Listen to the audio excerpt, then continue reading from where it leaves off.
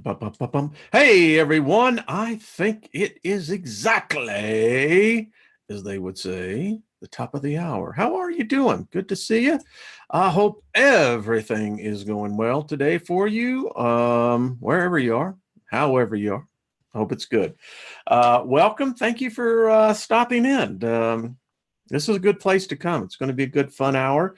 Welcome, everybody. Hey, Kaz, David, Franny, let's see, Flight Risk. How are you doing? Warrior Queen. By the way, Warrior Queen was going to be on today, but because of events that with one of our own, Caroline, we're going to move it back to Wednesday, July 3rd. So we'll kick off here in the United States the 4th of July weekend. And so I thought, well, that might be a good time. So we're going to have a lot of people with her. So I'm looking forward to that. So, and she was so gracious and understood. And so anyway, there we go. Heidi, good to see you. Cheryl, just trying to say hello to everyone. Think agape love always. Peace, good to see you. Source frequency, love it, love it, love it. Al, how are you? Good to see you. Cheryl, hello. Marguerite, good to see you as well. Hello, Tammy. And by the way, let me just give a shout out to all the ladies at Solo Mio here in Denver. If you got, they do my hair. And anyway, want to say hello to all the ladies there. Thank you. It's really a good place. I go there. My wife goes there, and anyway, I'll continue. Melanie, good to see you. Richard, hello. Darth, good to see you as well. Jenny, hi. How are you doing? Man, there's just a lot of people. Hey, 7P, how you doing? Eric, how you doing, buddy? Eric, how's school going? I think you're heading back there, aren't you? Doris, hello. Good to see you. Patrick, hello. Talk about an entree at the right time tomorrow, talking with the planets. Going to be fun tomorrow. I'm looking forward. This is going to get good. Listen, there's stuff, if you go back and look at the transcripts that, I believe our ancestors, I'll continue to say this. And by the way, today's program is going to, I know it's going to cause some cognitive dissonance. I know it. But anyway, listen, if intelligences, and I use that in first person tense, personifying personalities. Every planet has its own personality, its own uniqueness. Apparently, so do the moons. And, with the discovery now, we know it's out there. We just can't find it. Of course, we are in the proverbial haystack, looking for a microscopic needle that looks like a piece of hay. And that, I think that's about exactly how they said it. So want to invoke favor upon everyone this day, wherever you are. I just invoke favor upon you, that favor will abide with you, walk with you, not only in this life, but the next life to come. Yeah, there is a next life to come. And, may joy be present in your life. I greet favor every morning. I say far out. It's like, man, this is cool. You should do the same. And full restoration. Hey, who among us couldn't use a little restoration? Think about all the stuff you've lost. I mean, how many of us have lost stuff? Money, they got some companies that's all they do is help find people lost money. So anyway, full restoration, nothing missing, nothing broken in your life. I'm excited about what I have put together for you today. I just think this is going to be cool. So we're talking about the law of attraction. No matter where you are, no matter who or what you are, yeah, think about that, Franny. Franny, I'm driving the bus. But your point is well made. I like that. By the way, I speak to my cells every morning. I hope if you don't lay hands on yourself and speak to your body, listen, Lilith taught us that the body has a spirit of its own. It's of the earth. It carries the perfect capacity for a spirit. You, me, all living things. So speak to your body and talk to your genetic code. We're finding out more and more about that code. And listen, if your voice, every word that goes forth out of your mouth, will accomplish something, whether it be positive, whether it be negative, it's not going to come back to you void. It's going to bring friends. So think about that. And when we talk about the law of attraction, when you begin to use this into your own magic, and folks, the magic's everywhere. I've got so many emails. You're going to have to give me at least about a day or so. I have got a lot of emails and listen, keep them coming. I may be slow, but I get there across the line. People are seeing it everywhere. And, I just got this book in. This is the Grimorian Varium. This is a strange book, folks. You want to talk about magic. You want to talk about sigils.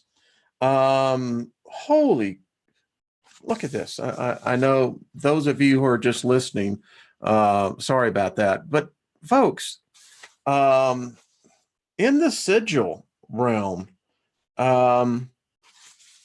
you can begin to see, and Franny, I know that, you're taking anthropology.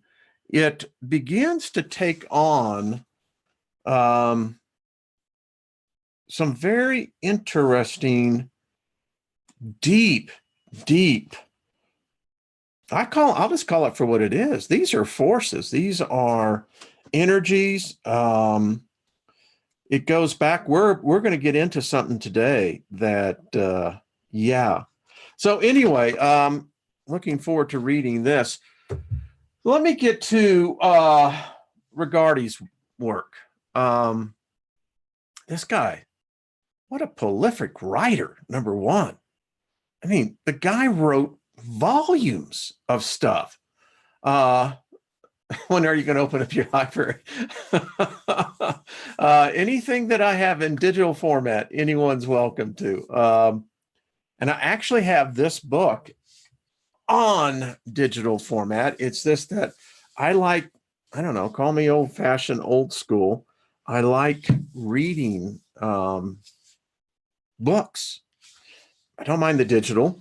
I mean, that's fine, but nothing like sitting down. And this weekend where we had, up to 20 inches of snow in the mountain. It was really cold on Saturday. It felt like February here. I'm learning something that is remarkable. And I have said this, and I've said this when Jeff and I do our show on Sundays. I've said it to you as in our meeting each day that we come here, that, yeah, there is something about holding a book.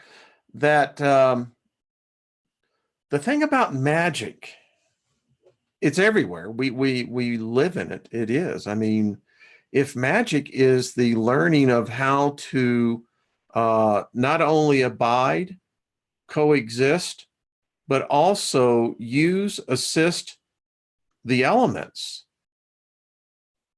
That's what it is. And the earth is a most unique living entity in itself. And when you start combining this, it's interesting. So the law of attraction. In every one of our lives right now, you can look around and you can see in your life what you've attracted. The thing about the law of attraction, you could also say it's the law of repulsion. And so often we do not understand why we can't seem to overcome challenges in our life. And life is defined by a broad measure. Whatever life means to you, we all have challenges. Parts of our personality that we want to change, and yet we seem to always boomerang ourselves. So I put together, as I always do, a little presentation for your viewing pleasure. Actually, it's a good coursework. So the law of attraction. Law of attraction comes in everything. We always like to think of the positive side, but we have to be realist about this, is that in all of our lives, we have those things that just suck. I mean, if it's not maybe a health issue, it's a lack issue, relationship, lack thereof. But the law of attraction so often is, I think, manipulated because we live in a cause and effect reality. Poles, polarity. It's all there. And it's something. Listen, this is what Albert Einstein said. Everything is energy, and that's all there is to it. Match the frequency of the reality you want, and you cannot help but get that reality. It can be no other way. This is not philosophy. This is physics. Al said that. Einstein. Albert Einstein. Fear does not prevent death. It prevents life. Think about it. All right, check this out. So the brain that you and I are using in order to watch here is amazing. You have 70,000 thoughts per day. I don't know how they figured that out. I've tried to count my thoughts. And then when I started counting my thoughts began to count my thoughts. And, it got weird after that. But check this out. The conscious mind controls our brain only 5% of the day. What? Whereas the subconscious mind has a hold of our thoughts 95% of the time. Whoa, whoa, whoa. Now you see, here is a golden nugget. Cha-ching. All right. The subconscious mind, if you looked at this as a software program, it is a subroutine that is running everything. It's the BIOS. It's driving everything, baby. It's just not recognized. And when you think about how often you talk down to yourself, how often you curse yourself, how many times you judge yourself, how many times you fail to love yourself, your subconscious is sitting back going, okay. No, I mean, I don't agree with that, but hey, you're in the driver's seat. Think about that. Your brain, talk about numerology, is 66.66667% fat. Did you get hypnotized by that? Your brain is 66.6. Yeah, you know what I'm saying? Your brain is 2/3 fat. Myelin is what it's called. The protective sheath covering your neurons is 70% fat. Eating fatty fish, green leafy vegetables, olive oil, avocados, chia seeds, flax seeds, nuts, replenish your neurons and your brain cells. Who'd have thought? Loss of fatty acids, EPA and DHA, are linked to depression, Parkinson's, and Alzheimer's. Thoughts are real.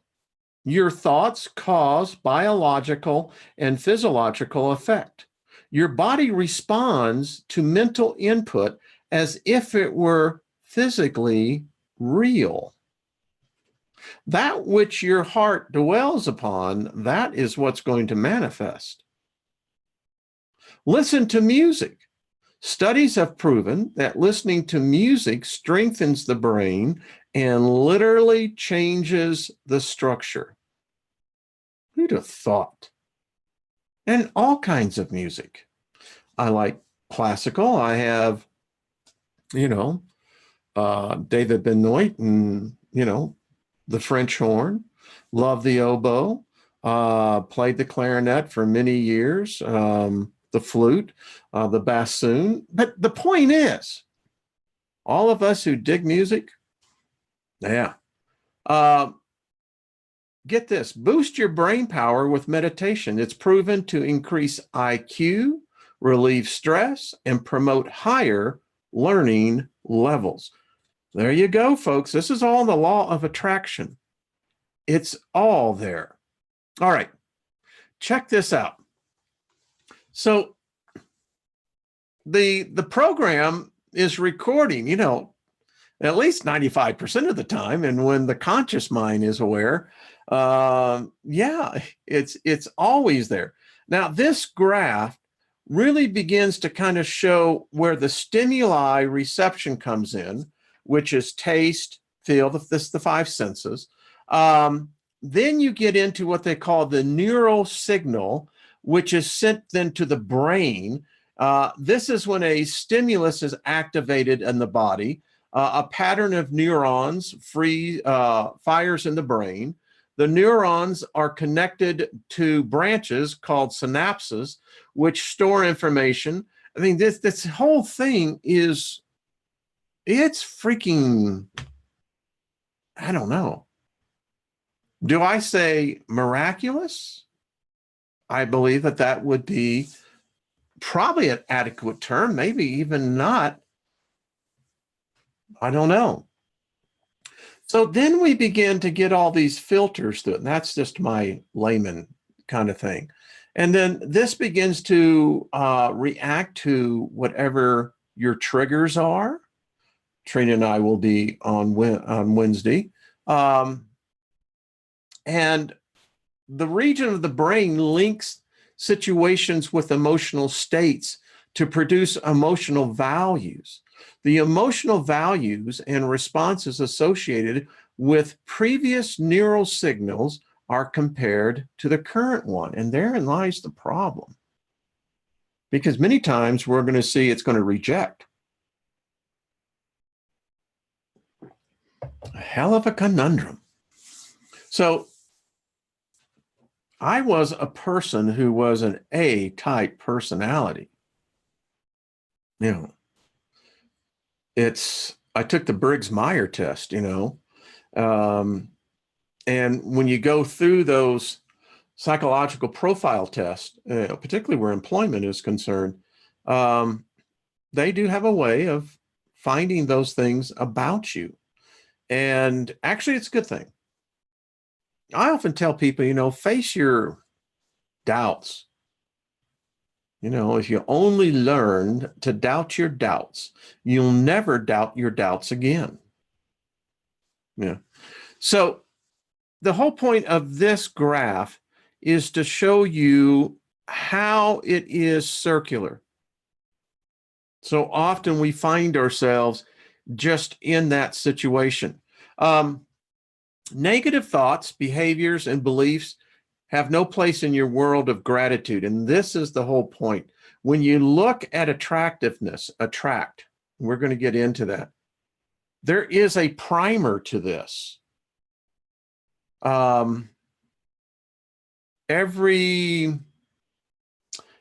crypto message, every hidden message in, they make messages that have hidden meanings.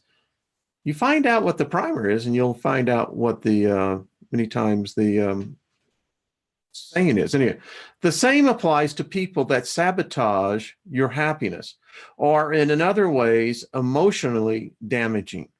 And it's so odd that sometimes we can get into a pattern in relationships where we get involved with the people that we really think are, this is why you go through puppy love.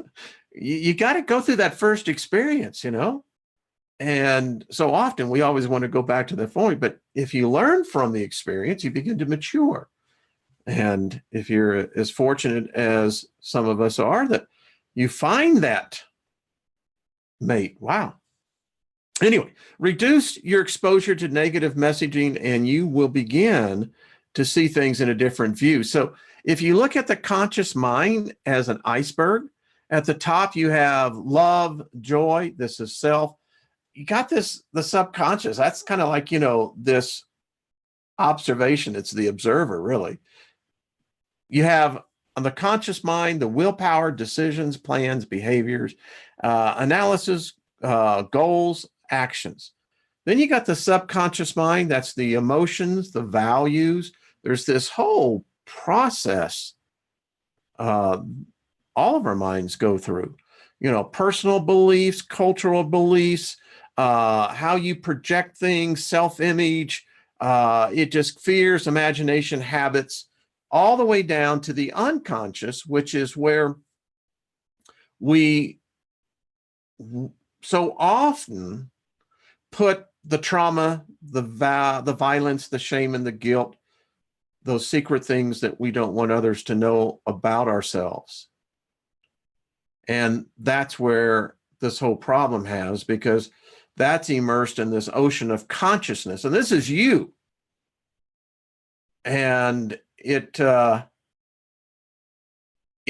get real confusing. It's why many times we find ourselves in places in life that just, we say, how the hell did we get like this?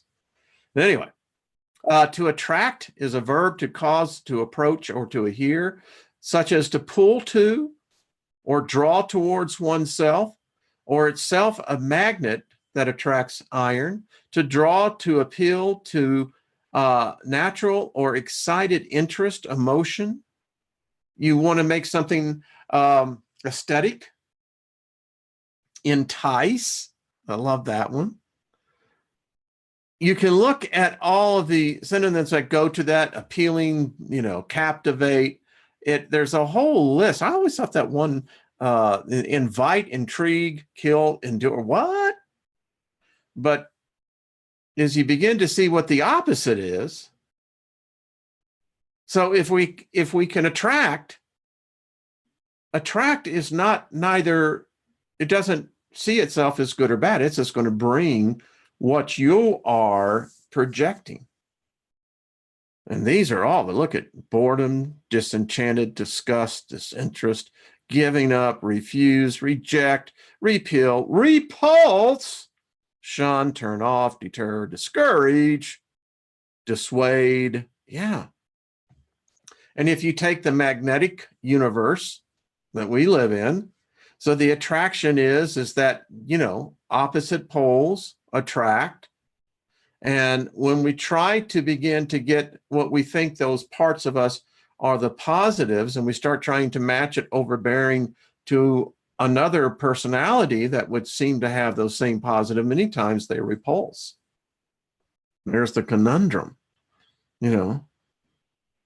personalities that challenge each other and grow in relationships are the ones that last all the way over, I believe, to the other side. So look at this, the law of attraction.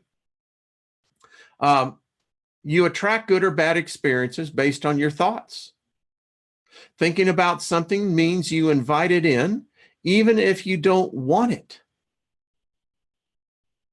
People who replace faith with fear always see the negative coming to pass, no matter what they are doing. They will inevitably saturate it, transmute it into this inner image. And that's why people can't break out of that or rise above it. The more you focus on something, the more powerful it becomes. This is what we've learned about magic. Intent, laws of attractiveness, you see how they begin to intertwine? And once they are seamlessly intertwined together, it's virtually impossible to break them. You can, it takes effort. It's better to trust your emotions than overthink a decision. As again, most people doubt themselves, and they end up, we all have, you end up kicking yourself in the butt because you realize that, damn it, I knew it was, how many times have you said that? I knew it was going to turn out like this. Then why'd you do it? Don't know. Lastly, you can make good things happen more quickly than thinking about them more. And there is a process to that. And I brought up this one here to show you sometimes how complex. We're not even thinking about this. You know, it's the other you that's sitting in the autopilot, or is the autopilot. I don't know. But when you begin to think so often, you know, what are the things that repulse you? Why? What are those things that attract you? And then you begin to say, well, if you begin to put it on a sheet and said, well, this is what I'm wanting, this is what I got. Well, that becomes pretty simple, isn't it? Like, well, all right, I think I'm doing something wrong. By the way, these are sigils for attraction. Pretty cool. Sigils everywhere. I think they actually define us. This sigil, and I'm going to get into later this week on the sigils, there is a technique that I have found that we're missing. This one here, this is for, how many of you guessed it? Money. All right, gratitude. Talked about this, and we're going to see how this is really going to play into a lot of things. Gratitude shields you from negativity, makes you at least 25% happier, rewires your brain, eliminates stress, it heals you, it improves your sleep, it boosts self-esteem and performance, and enhances the law of attraction and improves relationships. The benefits of gratitude are this: you will reach more goals, you're going to be healthier, you're going to sleep better, you're going to have a stronger love life, you're going to be far more supportive of others, and your likability factor is going to go way up, baby. Yeah. Now check this out. This is from graphic attractions. This is what happens to us. And I thank the good people at IQmatrix.com. They really did a fabulous job on this. And when you begin to look at the poles, because we live in a reality of duality, I don't think there's any getting away from it. I mean, it's complicated, but yet we do it every day, seamlessly, by the way, I may add. Check that out. Law of attraction. And then you look at this and you begin to have this. Well, what does it bring? Well, it brings virtually everything. Confidence. You have to look at the graph and see what I'm talking about. It's all based on this attraction thing. There are family curses. Many times you've heard of this. There are literally curses that have been put on families, some 10 generations, some 20 generations. I've heard some family curses going for 100 generations. And it becomes embedded into this law of attraction. And you can begin to see how complex it gets. And you want to know why some people have better tendencies in what is called success, whether that's power, whether that's influence, whether that is position, whether it's money. There's a whole lot of definitions for that. Many times it's because there have been other factors on other sides of the equation that lead to that. It's pretty wild when you think about it. Cause and effect, it's everywhere. And the law of attraction I wanted to bring out to you on this was that when you're doing your magic and you're starting to practice, you've already been doing it. I mean, that's the whole thing. I write people and I tell them, they're saying I'm struggling, trying to figure out, because they have been raised, as most of us have, that magic is somehow spooky. It's, oh, that's with the bad. No. In fact, I'm going to show you right now how far that magic goes back. It's embedded in us, folks. Our ancestors, they practiced magic. They knew what magic is. We're going to see what the Chaldeans, that was way before the Hebrews. They were in between the Sumerians, the Akkadians, the Chaldeans, the Egyptians, the Hebrews. We're going to see that they practice magic, incantations, and sigils. So I did something a while back that when I was going through putting this together, I thought it would be interesting because this really comes down. This is interesting when you see where we're going to end up. It's very, so you do know that the account of Genesis, right? Your creation story, Moses never wrote that. The Chaldeans did. It's in the Epic of Gilgamesh. This is the story of creation right here. It was found in the ruins of ancient Mesopotamia several hundred years ago. Deciphered tablets from the library of King Ashurbanipal led to the realization of a tale of creation that in some parts, word for word, the tale of the Bible's book of Genesis.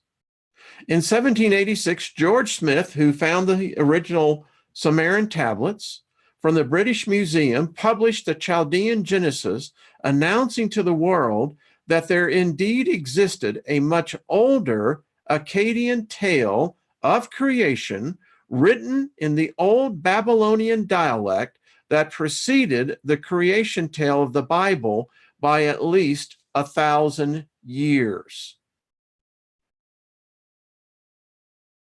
And if you look at the tablets, the script they used, sigils, many of you have already figured it out. Our alphabet is sigils.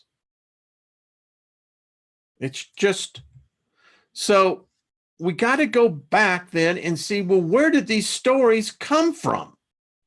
If the Bible cannot be relied upon because it's a forgery in the fact that this has been promoted for thousands of years from an origin it never came from. I have contended this throughout the videos I have produced here, that if your beginning is wrong, how can your end be right? So we got to go back. This is the story of the giants, when giants were upon the earth. This is Yuda and Inanna holding the earthlings captive. Check it out.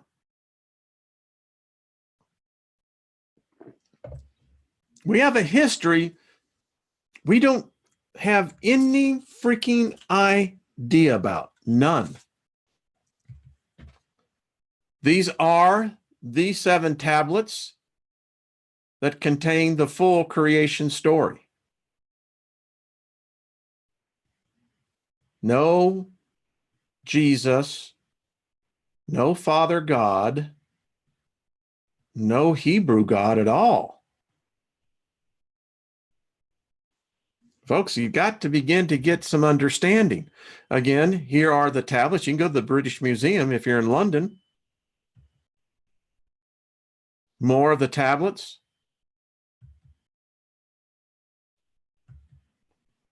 All right, so who are the Assyrians? They built large temples and palaces with statues and wall coverings. One of the first libraries was at Nineveh and held 25,000 tablets of stories and songs. People began to rebel because the Assyrians' cruel treatment. The Chaldeans rebelled and took control of Nineveh in 612 BC.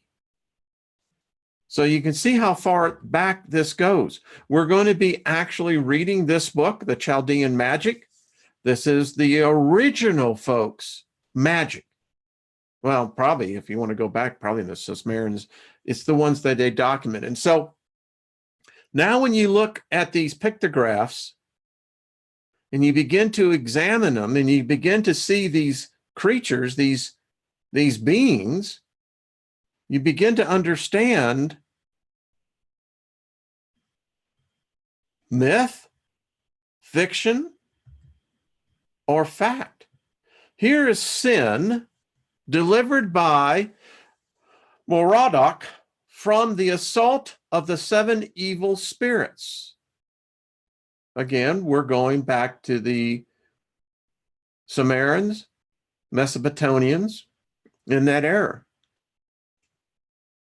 This is where your stories today of sin, man falling, there's just a whole plethora of variations from that. This is the tree of life. This is, and forgive me, the name escapes me. I had it just in. Half fish, half man. I can see the name in my mind. These were different creatures. Some contend different species that ruled the earth for a period of time. This is Shamath fights with Zu and the storm birds. These birds were powerful entities. This is between the good and evil genius. See, we see these bird-headed creatures.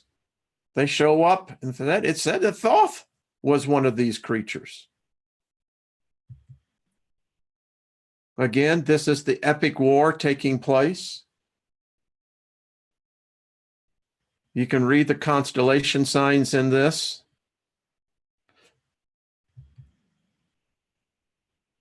Again, more of these creatures.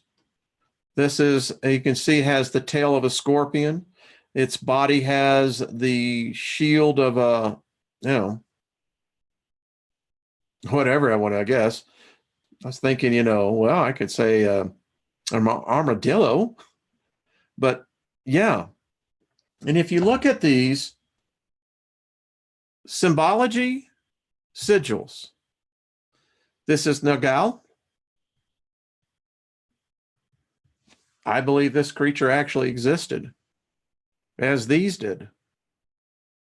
We see them all over the world. Look at the pine cone, the purse, the watch, the device on his arm, And you can see the knife that he carries within the sheath. It gets really interesting when you begin to look at these.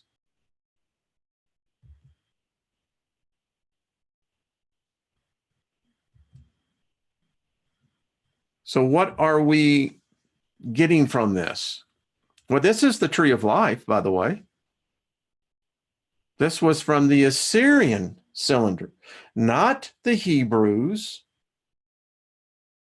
not the Jews, not Moses, the Assyrians.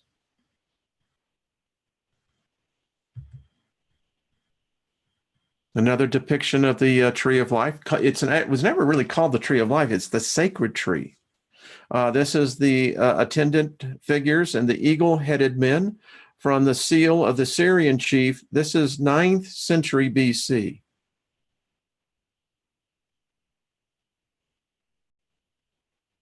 Now, this is one that brings a lot of validity to much of what we saw, not only from the Chaldeans, not only from dating all the way back to Sumer, but when you begin to see that these begin to show up, not in postmodern man, but another error, I cannot help but not think, are we a causality of this? This is between Bel and the dragon from the Babylonian cylinder.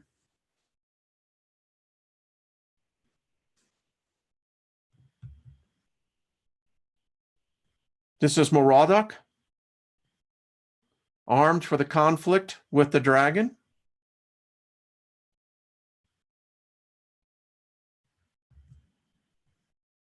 Again, the sacred tree, the tree of creation, of where it is said that you and I come from, sapiens.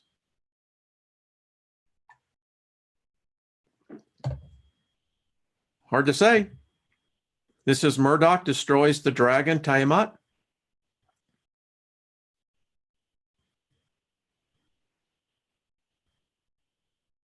How many of you see the sigils everywhere? Yeah. So who is this? Who knows who this is? I wish I could see that. I can't see in the chat room, but I'll just tell you, this is Moses. Yes, Moses had horns. This is at the Vatican. This is Moses. Moses was, as you're finding out, in the book, The Golden Dawn, Moses was the highest initiate. Wasn't even human anymore. They said he was half.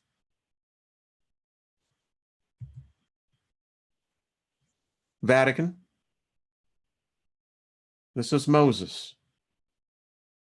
I thought Lucifer, I thought the devil, Satan, is the only one that had horns.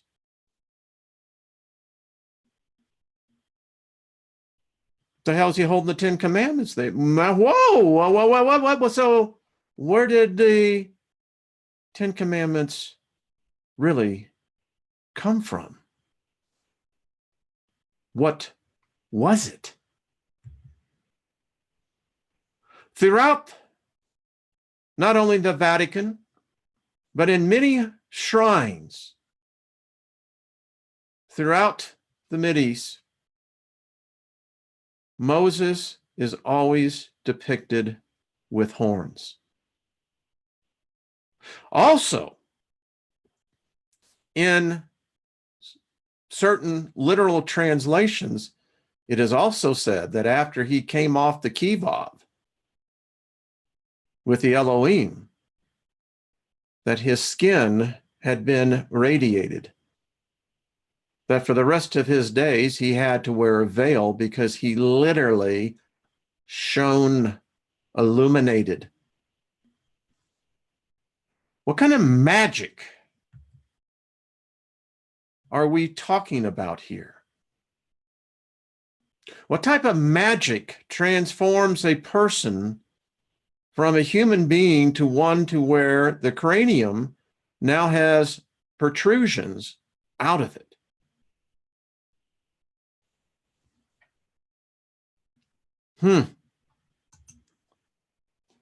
I ask you, does anybody know?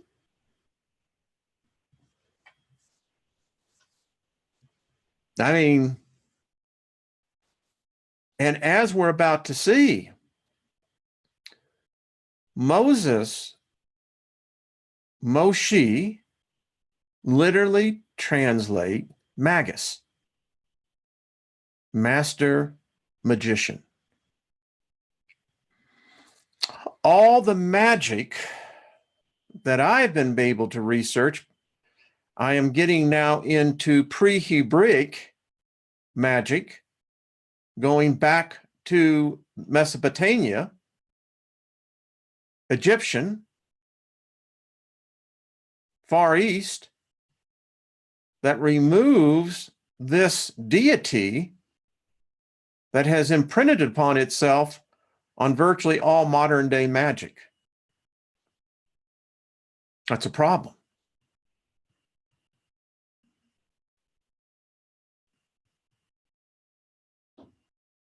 Folks, this is serious. I mean, you know, we get into serious discussions here, and this is not for the faint of heart. Those that are wishy-washy on the fence can't really figure out where the hell they are, where they're going. We pretty much know where we're heading in here, and what we have to do is begin to bust the veils off this and now get into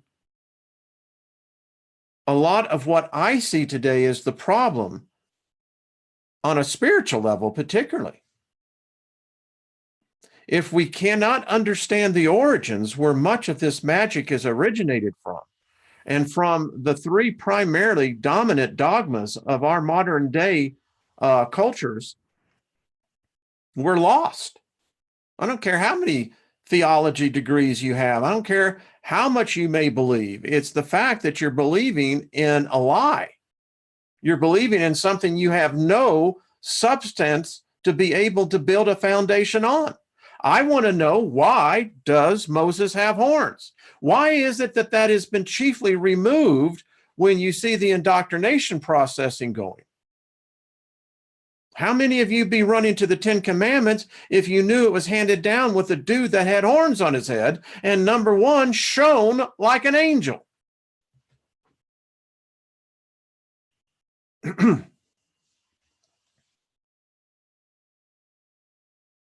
Hey, most of you probably won't answer the question, but it's true though.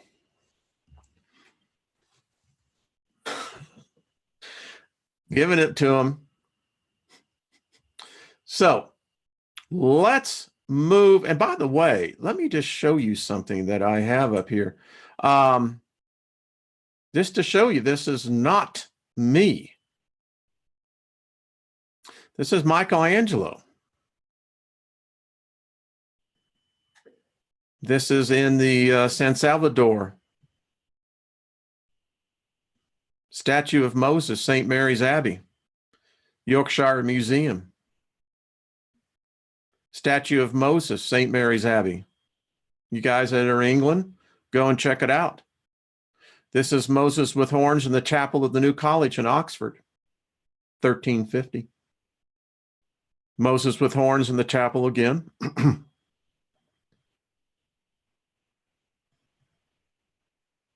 This is in the archipelago.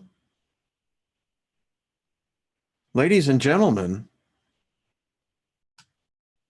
and it's not just one place. When are we going to get honest with the religious trappings and ask the questions, what the hell is going on here?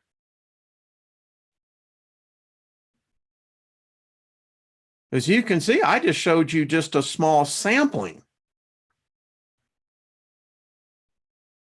How many of you knew this? I still have Christians that bombard me and come in here. I'm going to ask you, this is not me. This is the whole foundation of what Christianity is founded on. All religions, Judaism. It's even in the Quran.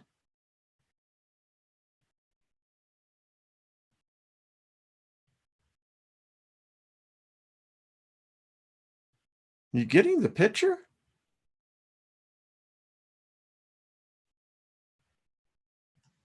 He's breaking the tablets.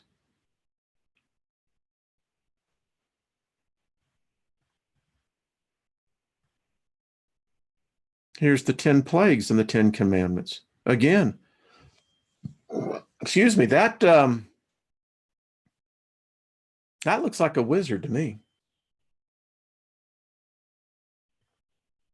I'm just, folks, and I haven't even, this goes on and on and on. It's in plain sight.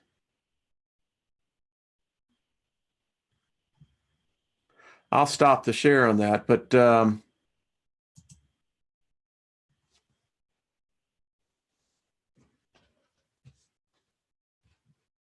so what say you? Put it in your comments. I like to see it. You know, if it came from one artisan, you could say, well, it was that artisan's interpretation. But folks, it's not one, it's dozens and dozens. I don't know. See, I take this very serious. All of us are going to die. And if any of you are holding on to anything that you think that's going to somehow make the transition into someone else's responsibility, it's not going to work that way. You see, folks, if the beginning has been a mystery and portrayed as a lie, I rest my case. Now, let's get into the rest of this, what time we have. Want to get into this. Chaldean Magick.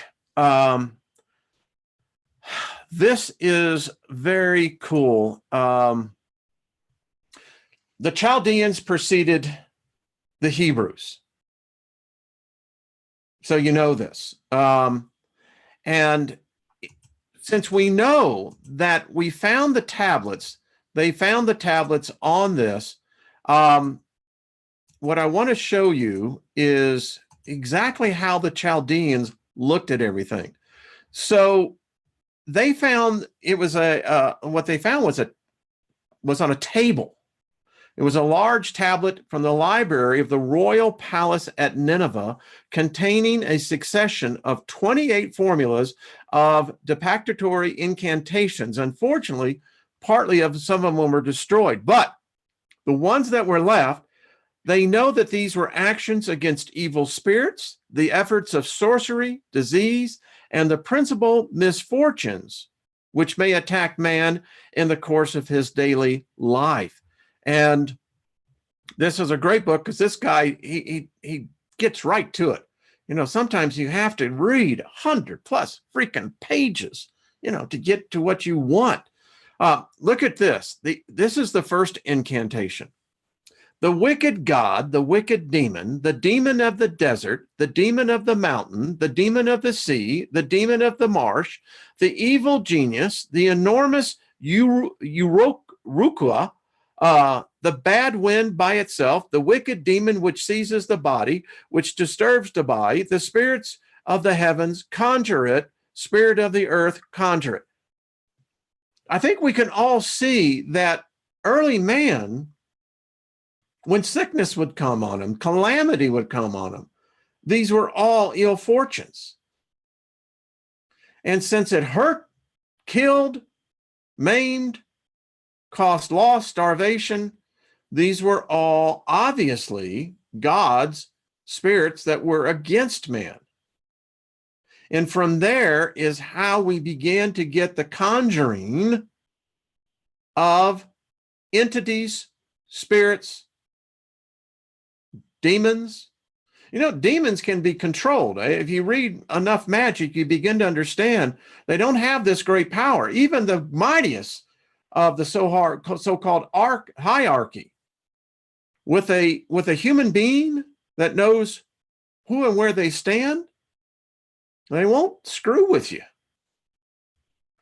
2, the demon, we can also see this as epilepsy. Could be obviously some sort of neuro disease. The demon who seizes man, the Jimin who works evil, the production of a wicked demon, the spirit of heaven, conjure it, spirit of the earth, conjure it. You see, they're using the elements: water, air, fire, earth. The consecrated prostitute with the rebellious heart who abandons the place of prostitution. Yeah, I ain't kidding.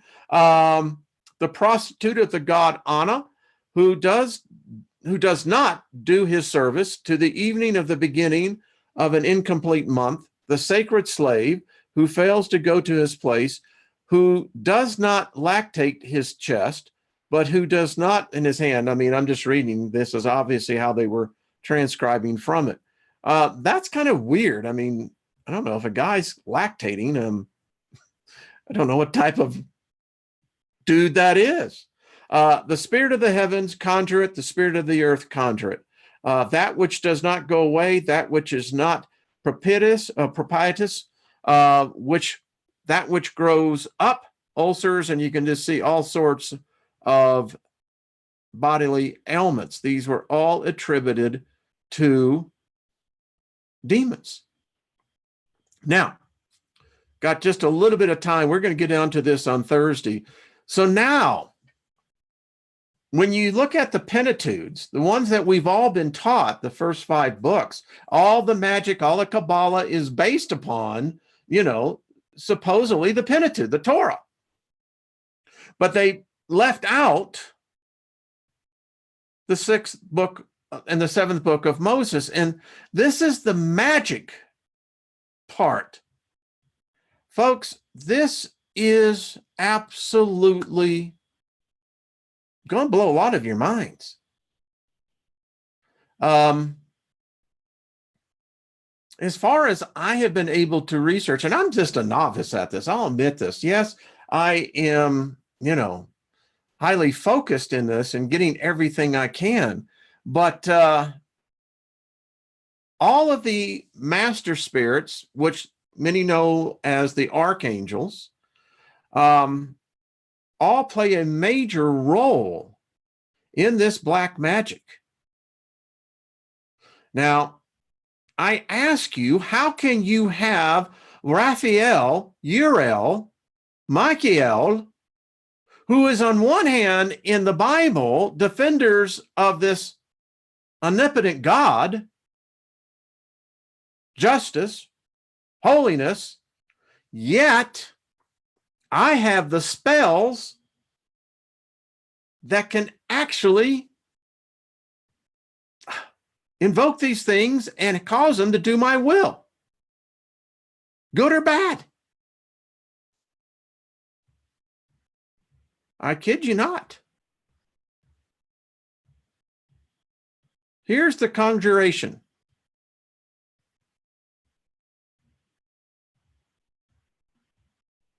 And when you read these, they're mysteries, all right. Look at the sigils, folks. Now, we're going to get into more on how we can actually begin to read some of the words, the Hebraic words, because you give them values and how you look at them, but I don't even know if that will be adequate. I mean, obviously, there are those who have studied decades and probably are grinning and laughing at the fact that we seem to be able to go, oh, you guys are just now discovering this, huh? Like, yeah. It's like, all right, now you know why polytheism, why only have one imaginary friend? I mean, folks, I just simply present it to you. I mean, what is it that we're missing here? I'll leave it to you. Explain to me how a creature, is that a human being? That's all I want to know. I don't know. I mean, let me ask you something. Here you are. You're going to do some astral projecting, right? Maybe you can get into lucid dreaming. And now that I've planted the thought into you, some of you may even visit there. What would you say to a dude that walks into your bedroom that has horns in his head? Most of you, after you soiled yourself, would absolutely be dead certain that the devil himself came in. And then you just find out it was Moshe. I don't know, folks. Human being is a limiting category to impose upon so many souls. I agree. I don't make the rules, you know. It's like I didn't draw the tree, you know. So anyway, I've kept you past your time. Well, thank you all. This has been fun. At least it's been fun for me. See you tomorrow with Patrick and talking with the planets. And make sure, Lois, Lois, send me your PayPal link. I want to put you on there. Let's see what we can do about before next Wednesday. I'm going to put that on my homepage.